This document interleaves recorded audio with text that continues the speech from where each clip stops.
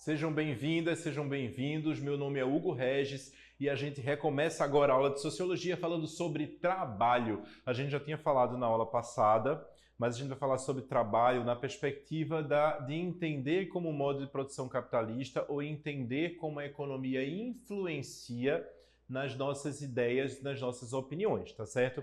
Então a gente está falando sobre cultura e a gente está falando sobre um termo bem específico que é cultura de massas e indústria cultural, que é aquele termo cunhado lá na escola de Frankfurt, certo?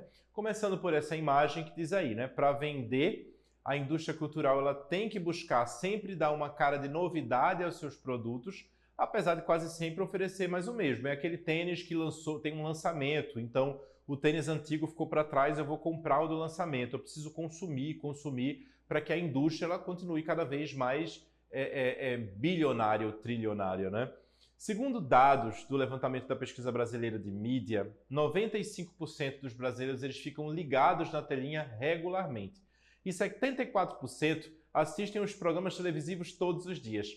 Essa pesquisa ela foi realizada em 2015, e os dados comprovam que a televisão é o meio de comunicação em massa mais acessível do século XX. Então, olha só o poder que a televisão tem. As propagandas que são veiculadas na televisão e também são veiculadas na internet, nas redes sociais, no joguinho, né, do celular, quando a gente está jogando e aparece uma propaganda, elas têm uma razão de existir. Elas têm o propósito de levar o espectador a consumir os produtos propagados. Não obstante, as propagandas também são veiculadas ideais de vida. Do mesmo modo que as propagandas passam tais ideais, a cultura de massa também é utilizada com tal objetivo. Filmes, novelas, músicas, séries e estampas comerciais são exemplos desse tipo de cultura. Então a gente vai ter aí o exemplo de um programa de TV bem conhecido, né?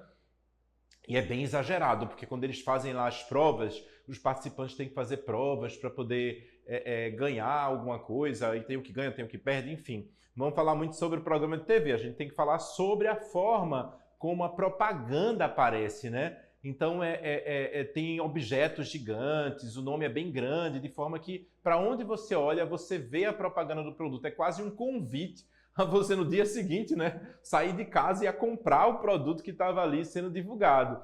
Então a função da propaganda é essa, é fazer parte da rotina das pessoas e ela vai fazer parte na surdina, vai chegar na sua casa assim, no meio do seu joguinho do celular, ela vai aparecer ali no meio da sua busca do Instagram, você vendo foto no Facebook, aí você, nossa, olha, eu tava precisando disso, né? A ponto de você achar que o aplicativo está escutando você e está dando sugestões a você do que você deve comprar ou do que você deve consumir.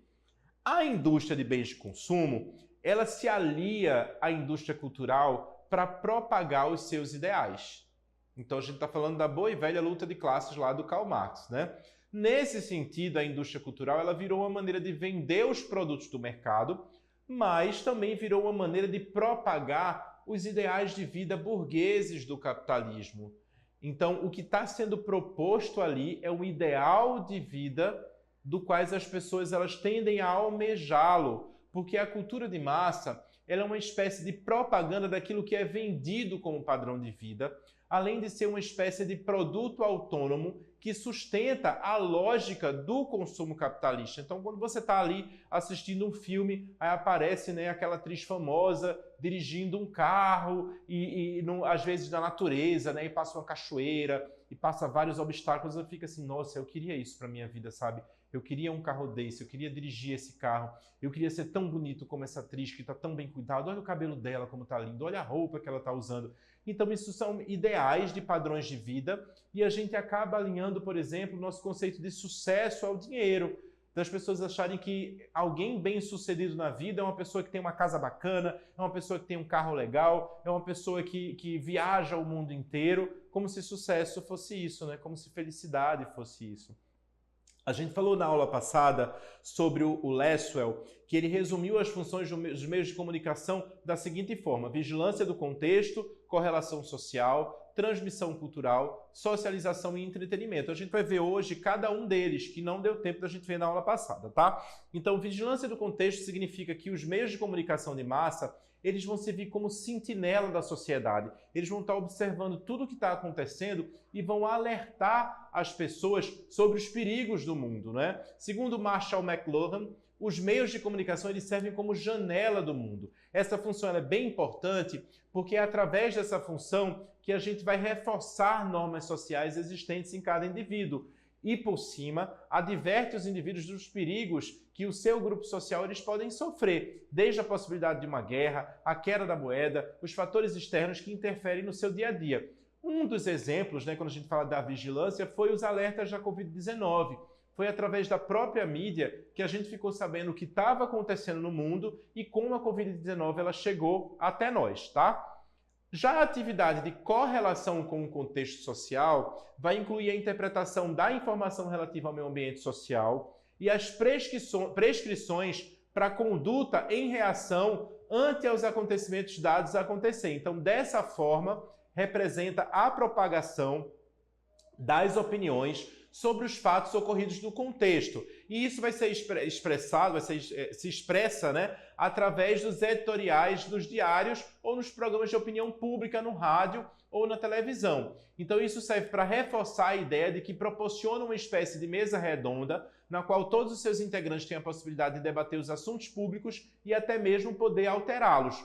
Essa mesa redonda, por exemplo, ela pode ser formada por especialistas na área, onde a pessoa vai falar sobre aquele determinado contexto. A gente ia ter, por exemplo, em futebol, a gente vai ter jogadores de futebol, treinadores, pessoas ali naquela mesa discutindo determinado lance, determinado jogo. São especialistas falando sobre o tema, dando outras visões para a gente sobre, ou dando outros olhares, ou dando olhares de especialistas sobre um determinado tema.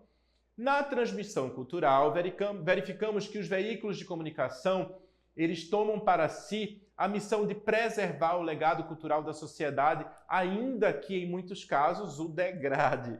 Mas essa função que deveria ser uma função social, tradicional, uma função da nossa cultura, da nossa rotina, eu aprendo com a minha família, na minha vivência em sociedade, na minha comunidade, quais são as minhas tradições.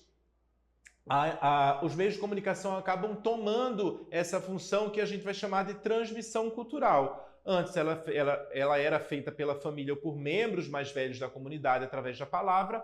Hoje, através da televisão e da internet, as pessoas aprendem o que nunca viveram, muito menos os seus antecedentes. Então, como bem cita o Lasswell, não conseguem transmitir aos filhos sua carga cultural no simples contar de história, visto que para eles a televisão tem muita coisa bem melhor para ensinar. E os pais ficam na cômoda posição de não se responsabilizarem em contá-las. Então a gente tem aí uma foto de uma tradição cultural que os meios de comunicação acabam tomando essa tradição cultural como cultura de um povo, transmitindo essa cultura para o povo, quando na verdade essa transmissão cultural ela deveria ser feita no dia a dia e na nossa rotina. Então a gente já viu a forma como o Lasswell pensa os meios de comunicação. A gente encerra a aula de hoje. Eu desejo um grande abraço e sucesso nas provas para vocês, mas a gente volta a qualquer momento com aulas de sociologia. Obrigado pela companhia e um forte abraço.